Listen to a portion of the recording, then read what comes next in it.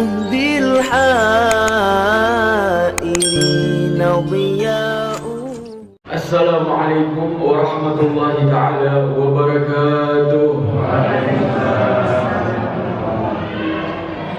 الحمد لله القوي سلطانه الواضح برهانه المبسوط في وجوده كرمه وإحسانه. اللهم صل صلاة كاملة وسلم سلاما تاما على سيدنا محمد الذي تنحل به العقد وتنفرج به الكرب. اللهم إنا نعوذ بك من عمل لا ينفع ومن عمل لا يرفع ومن نفس لا تشبع ومن دعاء لا يسمع ومن هذه الأربع. رب اغفر لي وارحمني واجبرني وارفعني وارزقني واهدني وعافني واعف عني. أما بعد, kami hormati, kami muliakan mobil khusus guru kita semua Buya Yahya. Kita doakan beliau matahan Allah bituli hayati. Semoga Allah memanjangkan umur beliau, memberikan kepada beliau rizki yang halal, thayyiban, mubarakan fi ala kulli hal. Dan semoga Allah Jalla Jalaluh selalu menjadikan beliau perantara wasilah antara kita dengan baginda Nabi Muhammad sallallahu alaihi wasallam. Yang kami cintai para hadirin hadirat, para penuntut ilmu Allah dan Rasulnya. Maka begitulah, ketika Nabi Muhammad berusia 40 tahun, Nabi Muhammad sering menyendiri, berkhalwat di Gua Hira. Di Gua Hira Nabi berkhalwat, dan saat itu Nabi beribadah. Ketika itu Rasulullah berusia 40 tahun. Nabi Muhammad beribadah di Gua Hira. Bagaimana Habib? Padahal baru 12 tahun lagi, yaitu ketika Nabi Muhammad berusia 52 tahun, Nabi Muhammad Isra Mi'raj dan mendapat perintah salat. Mengapa 12 tahun lagi salat baru mau diperintahkan? Kalau Nabi Muhammad sudah melakukan ibadah di Gua Hira. Maka dijawab, ketika Nabi berusia 40 tahun khalwat menyendiri di Gua Hira, Nabi Muhammad beribadah dengan tata cara ibadah kakek moyangnya, yaitu Nabi Ibrahim alaihissalam, hanifan muslima wa ma ana minal musyrikin, yaitu agama yang lurus, yang mana kata Nabi Ibrahim, aku bukan termasuk orang-orang yang menyekutukan Allah. Maka dengan cara itulah Nabi Muhammad beribadah di dalam Gua Hira. Hari berganti hari, kapan bekal habis turun ke rumah istrinya Khadijah, mengambil bekal baru dan kembali lagi ke Gua Hira untuk berkhalwat. Dalam khalwat itu tiba saja Nabi Muhammad dari arah belakangnya dipeluk oleh seseorang laki-laki, memeluk Nabi Muhammad dengan sangat kuat. Nabi Muhammad heran di malam itu siapa yang memeluknya begitu kuat, sehingga Nabi hampir saja tidak bisa bernafas. Nabi ingin, maka saat itu dikatakan kepada Nabi Muhammad, Iqra, bacalah. Nabi Muhammad yang dalam keyakinan kita Ahlus Sunnah wal Jamaah itu An-Nabiyil Ummi, Nabi yang tidak bisa baca, tidak bisa nulis, Nabi yang buta huruf, gak bisa baca Nabi Muhammad itu dan gak bisa nulis. Oleh karena itu Nabi Muhammad punya katib, sekretaris tukang tulis dia Pak Ali bin Abi Thalib. Kemudian ada tukang tulis Nabi, khusus mempelajari bahasa Yahudi. Siapa? Yaitu Zaid bin Thabit, sahabat yang namanya Z2. Satu Zaid bin Thabit sekretarisnya Nabi, satu Zaid bin Haritha anak angkatnya Nabi. Nabi nggak bisa baca dan Nabi nggak bisa menulis. Nah, Nabi yang nggak bisa baca, nggak bisa nulis itu ketika ditanya, Iqra, bacalah. Maka karena Nabi nggak bisa baca tulis, Nabi jawab, Nabi qari, aku tidak bisa baca. Seandainya Nabi bisa baca, pasti Nabi nanya, mana yang harus saya baca?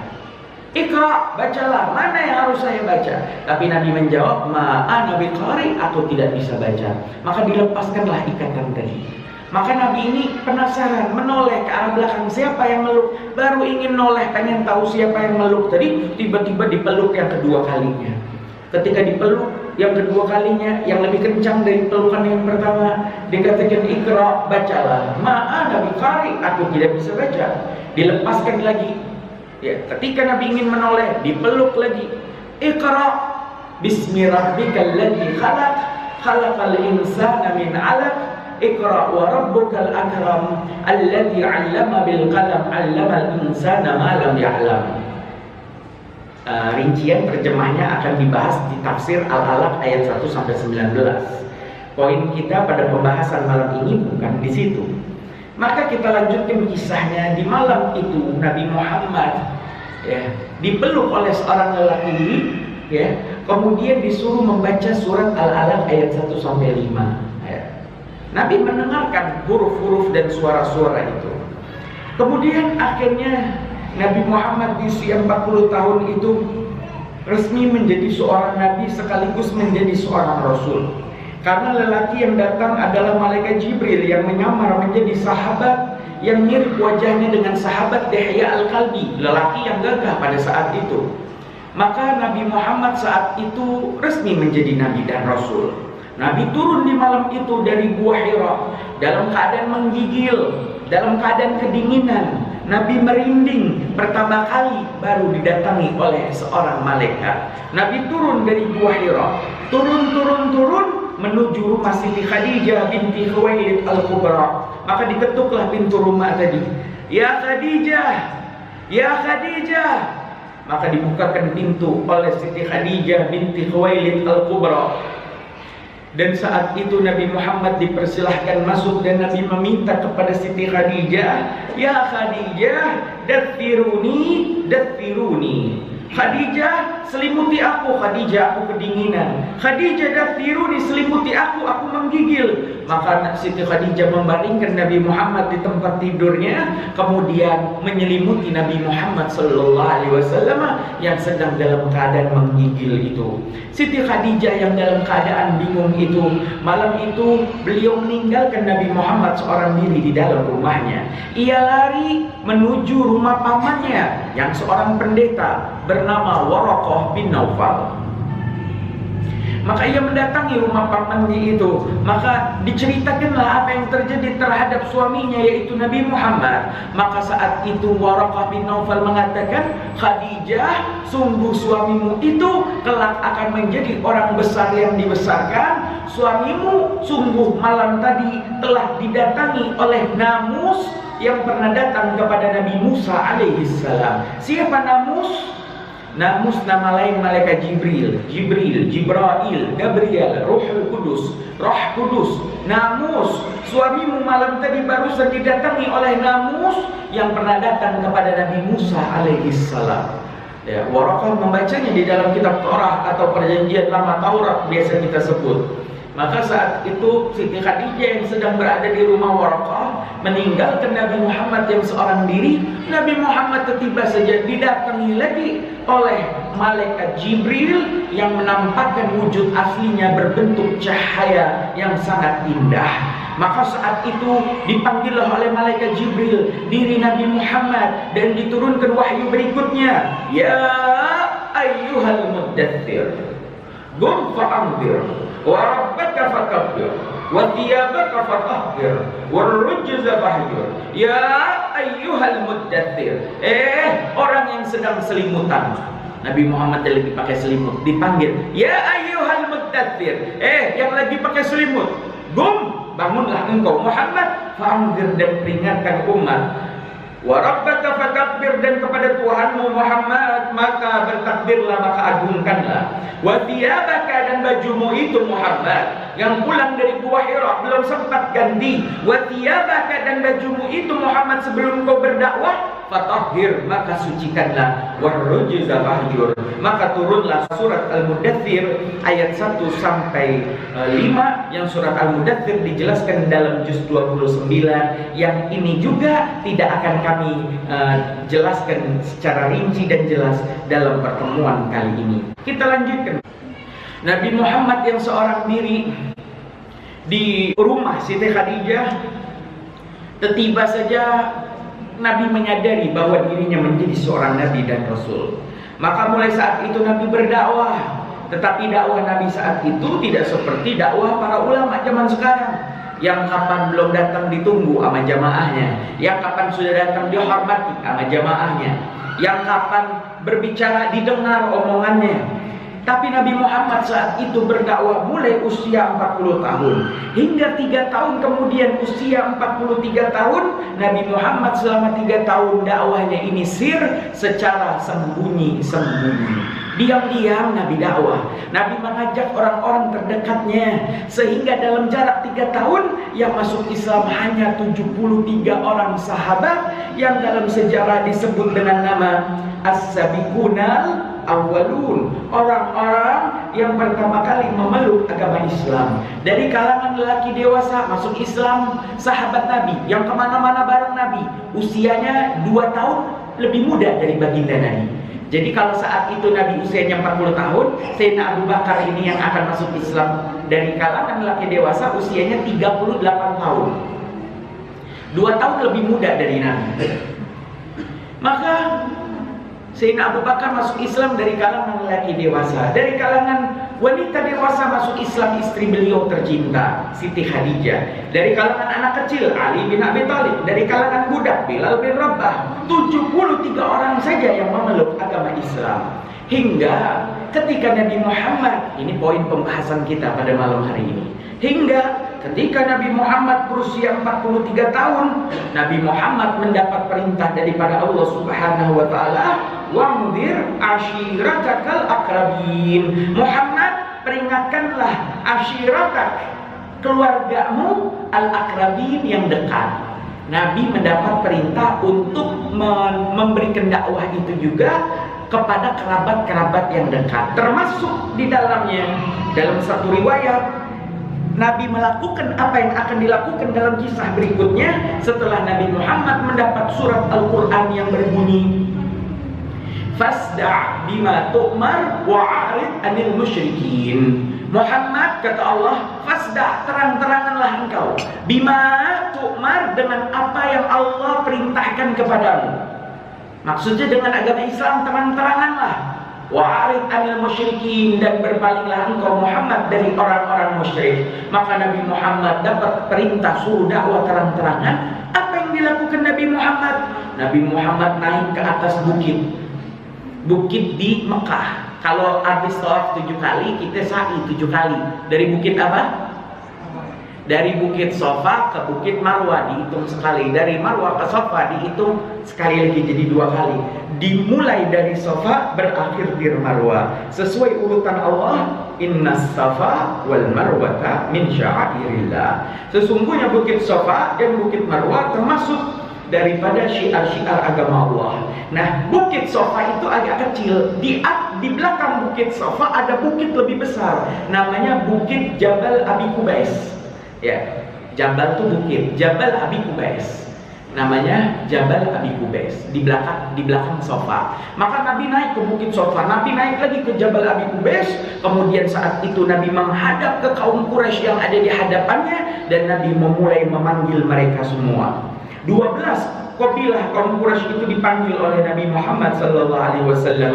Ya Bani Hashim, ya Bani Al-Muttalib, ya Bani Abdi Manaf, ya Bani Bakar, ya Bani Adi. Dipanggil 12 kabilah itu, maka serentak mereka itu melihat, ya, menjadikan wajah mereka itu mendengar ke arah bukit yang di situ ada Nabi Muhammad. Mereka melihat ke arah atas dan mereka mendengarkan apa yang dikatakan oleh Nabi Muhammad sallallahu alaihi wasallam. Maka saat itu Nabi Muhammad mengatakan, "Hai kaum Quraisy, apakah kalian akan percaya seandainya aku Muhammad katakan bahwasanya saat ini, detik ini, di belakang bukit yang aku berdiri di atasnya, di belakang bukit Jabal Abi Kubais ini yang aku berdiri di atasnya, saat ini terdapat ribuan tentara Romawi Bizantium yang akan menghancurkan Mekah. Apakah kalian akan percaya?" Maka apa jawaban mereka kaum Quraisy? "Shadaqna bil amin." Kami percaya dengan orang yang paling dipercaya. Muhammad dari kecil tidak pernah bohong. Muhammad selalu berkata jujur, sehingga dapat julukan Al-Amin, yang dapat dipercaya. Sampai mereka khawatir, apa benar nih omongannya Muhammad? Memang Muhammad sekarang ada ribuan tentara Romawi Bizantium yang siap menghancurkan Ka'bah di belakang bukit Jabal Abi Kubais? Qala la, tidak. Apakah Nabi berbohong? Tidak. Nabi di awal telah mengatakan seandainya aku katakan ada ribuan tentara Romawi, apakah kalian akan percaya? Mereka jawab, kami percaya. Sampai mereka khawatir. Ya, emang benar ada? Enggak. Tapi ada yang lebih penting dari penyerangan tentara Romawi Bizantium, yaitu ketahuilah bahwasanya aku adalah utusan Allah, sembahlah Tuhan Allah yang Esa, Tuhan pemilik Ka'bah. Janganlah kalian menyekutukan Allah dengan berhala-berhala lainnya yang kalian sembah di sekitar Ka'bah. Maka mereka itu, kaum Quraisy itu, yang kaum Quraisy itu julukannya apa Pak? Bukan kafir Quraisy. Udah kami jelaskan, bukan kafir Quraisy, tapi julukannya itu musyrik Quraisy. Nanti dijelaskan dalam surat Al-Kafirun ya. Musyrik Quraisy, mereka percaya Tuhan mereka Allah, tapi mereka menyekutukan Allah dengan sesembahan lainnya. Namanya musyrik. Ya, yang menyekutukan Allah. Maka musyrik Quraisy itu terbiasa yang namanya politeis. Apa politeis? Kalau teis itu adalah Tuhan, ateis anti Tuhan, ya. Monoteis, Tuhan satu yang disembah. Poli itu kayak poligami, banyak istri ya. Politeis, banyak Tuhan. Mereka terbiasa itu menyembah dengan agama politeis, banyak Tuhan, banyak dewa-dewi, banyak berhala. Mereka kaget dengar ajakan Nabi Muhammad untuk menyembah monoteis, Tuhan yang esa, yang satu. Maka saat itu mereka bercakap-cakap di antara mereka. Tiba-tiba nih Nabi Muhammad yang sedang di atas bukit Jabal Abi Qubais itu ya terkaget mendengar ada satu orang yang muncul dari kalangan bawah gitu. Satu orang muncul dengan muka marahnya, dengan malunya, dengan muka merahnya. Dia mengangkat kedua tangannya dan dia mengatakan, "Ya Muhammad, Muhammad," kata nih orang. "Alihada jama'atana? Apakah hanya untuk ngomong ini aja engkau repot kumpulkan kami semua? Tabban laka ya Muhammad, celaka engkau Muhammad." Siapa orang ini? Paman seayah Nabi Abu Lahab. Abu Lahab merasa malu melihat keponakannya bertingkah laku demikian, sehingga dia mengangkat kedua tangannya dan mengatakan, "Ya Muhammad, alihada jama'atana? Tabban laka ya Muhammad. Muhammad, apakah repot-repot saja engkau mengumpulkan kami ini hanya untuk ngomong ini saja? Celaka engkau Muhammad." Dia petantang petenteng dengan kedua tangannya. Maka cerita pun selesai. Nabi Muhammad terdiam apa yang dilakukan oleh Abu Lahab. Tiba-tiba turun malaikat Jibril membawa pembahasan surat kita pada malam hari ini, yaitu satu surat sebelum Al-Ikhlas, yaitu namanya surat Al-Lahab. Turun malaikat Jibril membawa ayat yang berbunyi, tabbat yada abi lahabi wa tabba ma adna anhu maluhu wa ma kasab sayasla naran dhata lahab wa imra'atuhu hammalatal hatab fi jidha hablum min masad. Tabbat, kata Allah, sungguh celaka. Siapa yang celaka? Yada, kedua tangannya. Yada, kedua tangannya siapa yang celaka? Abi Lahab, bin tangannya Abu Lahab. Itu tangan tuh yang petantang petenteng depan Nabi. Dua tangan itu kata Allah celaka. Watabba, dan sungguh celaka. Ma'adna, nggak akan manfaat anhu dari itu Abu Lahab. Maluhu, harta yang dihasilkan oleh tangannya Abu Lahab. Wa makasaba, dan apapun yang dikerjakan Abu Lahab percuma, kata Allah.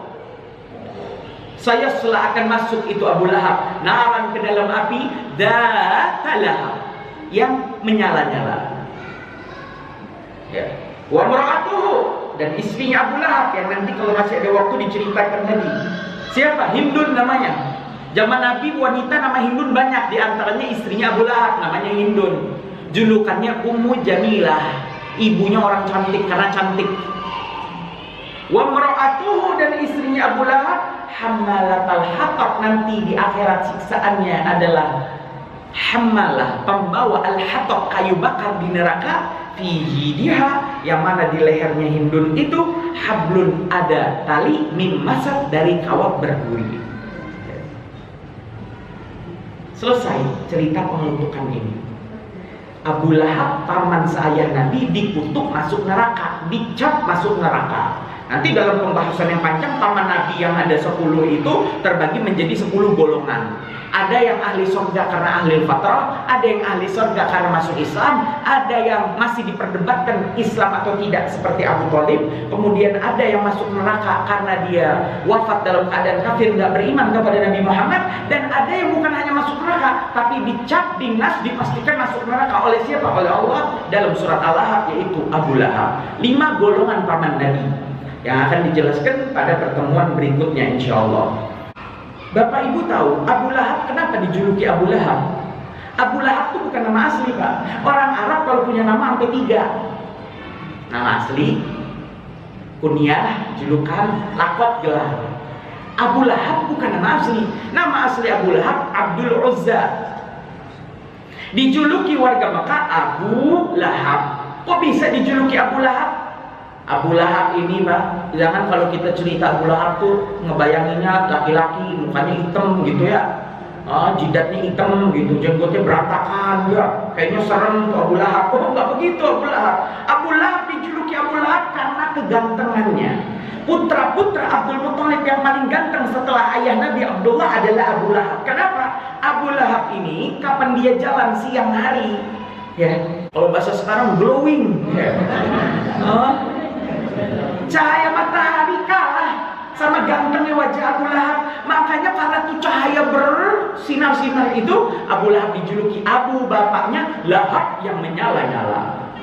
Mungkin ini saja mengenai tafsir daripada kisah di balik surat Al-Lahab. Insyaallah pertemuan berikutnya akan kita lanjutkan masih tentang Al-Lahab. Cukup ya. Bismillahirrahmanirrahim. Alhamdulillahirabbil alamin. Allahumma shalli ala sayyidina Muhammad wa ala ali sayyidina Muhammad. Allahumma alif baina qulubina wa aslih dhata bainina wa hdina subul salam wa najjina min adh-dhulumati ila an-nur wa jannibna al-fawahisha ma dhahara minha wa ma batan wa barik lana fi asma'ina wa absarina wa qulubina wa azwajina wa dhurriyyatina wa tub 'alaina innaka antat tawwabur rahim waj'alna syakirina li ni'matika mutannina 'alaiha kabiriha wa atmim 'alaina. Allahumma ighfir li wa li walidayya warhamhum kama rabbaw sigara. Rabbana atina fid dunya hasanah wa fil akhirati hasanah wa qina adzabannar. Wa sallallahu ala sayyidina Muhammadin nabiyil ummi wa ala alihi wa sahbihi wasallam walhamdulillahi rabbil alamin. Bisirril Fatihah.